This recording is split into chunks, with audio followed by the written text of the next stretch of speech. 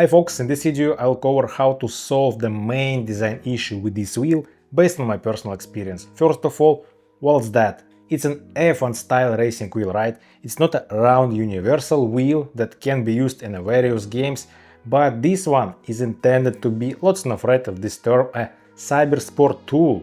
A wheel you will use at a high pressure conditions, when you should have full focus on the track, you might be in a fight, and sometimes make a decision right in the battle or at the every last moment. And if you're watching this video, I bet you're not interested in Euro Truck Simulator gameplay with this wheel.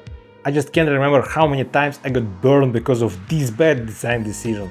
So I even decided to find a way, if not to solve it entirely, but at least minimize the impact of this design issue.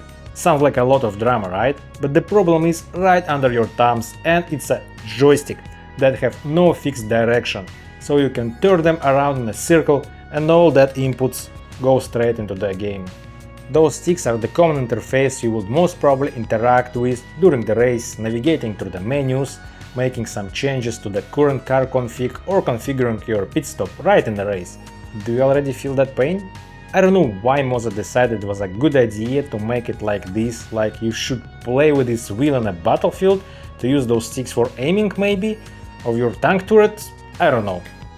Even standing still, it's not very precise to navigate through the menus. You can easily miss it by pushing slightly diagonally, and wheel will register it as up or down action together with the left-right. Usually it happens when you try to toggle it up or down.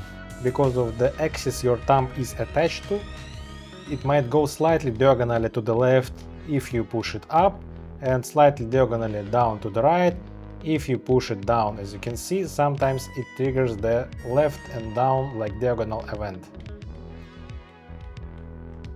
Easiest ways to show it is in the ACC game. Let me try to go to the and navigate to the rear right tire while I'm driving. For instance, I want to change the tire pressure.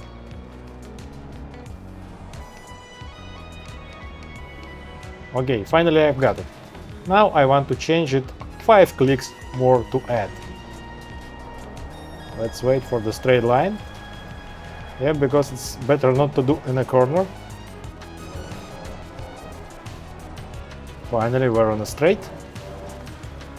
Okay, on a straight, it's pretty okay already. I already jumped down.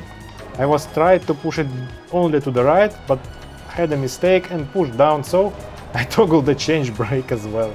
But imagine how bad it can be during the race when you are in a fight and you want to configure your pit stop. Adrenaline is pumping, force feedback is shaking your hands, and I just can't remember all that time my race was ruined just because of I applied unintentional changes to another field. Like instead of changing the fuel amount, I was disabling tire change in ACC. Or even jumping between the tire pressures fields, struggling to grasp how many clicks and for which tire I've just added, because selection could jump up and down all the time. You have to force your attention over the menu to ensure you did it right and double check or even fix the mistake, which takes even more attention.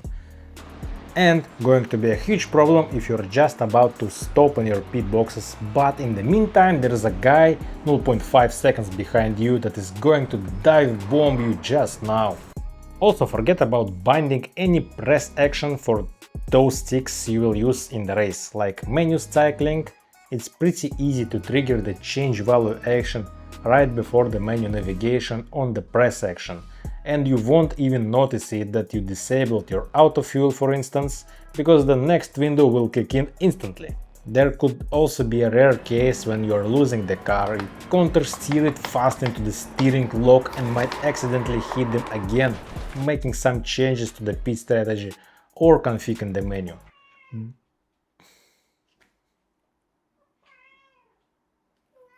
Yes? But that's the general stick issue every wheel will suffer depending on their location. I made a small part that locks the joystick's direction so you don't accidentally trigger up or down actions when moving left or right. It basically restricts the stick from moving diagonally. This part is 3D printed and I'll leave a link to the STL file in the description. 3D printers nowadays are an essential tool for DIY, just like a drill or a jigsaw. If you're a sim racer and don't own one yet, I highly recommend getting one. It'll make your life much easier, and they're pretty affordable these days. Before gluing it in, you should check the fit. Remove the joystick head, it's not glued, it might sit tight, but don't be afraid, pull it off carefully.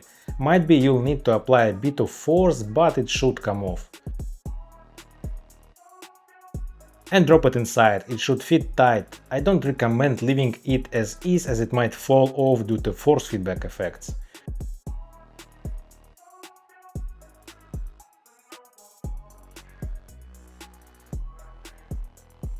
To install it, get a bit of thin double-sided tape, put the part on it and cut it with the sharp paper knife. Then glue it inside.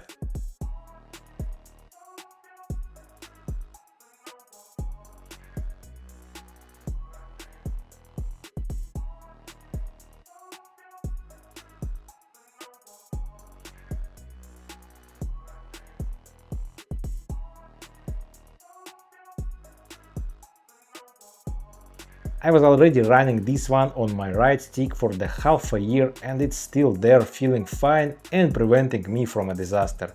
So I decided to do the same with the left side and share it with you. By the way, if you are looking for sim racing gear in Europe, I can suggest you to visit Simhub.pro store, as I have an extra 3% discount promo code in the video description. So here is the before and after. Yep, it's not ideal, of course, the design of the stick does not allow you to bind them strictly for the direction, but it at least somewhat. And now it is not possible to get double action registration in two directions, as it won't let you it go diagonally. So you either will notice straight away that you pushed it in a wrong direction with the finger, either it will follow it in a right way. And that's it, now your pit strategy setup is no more in danger. By the way, with the new FSR version 2 wheel, Moza actually fixed that issue. It's got a 7-way switch now instead of those universal joysticks. Not really a surprise though, since that the wheel costs like twice as much as the KS wheel.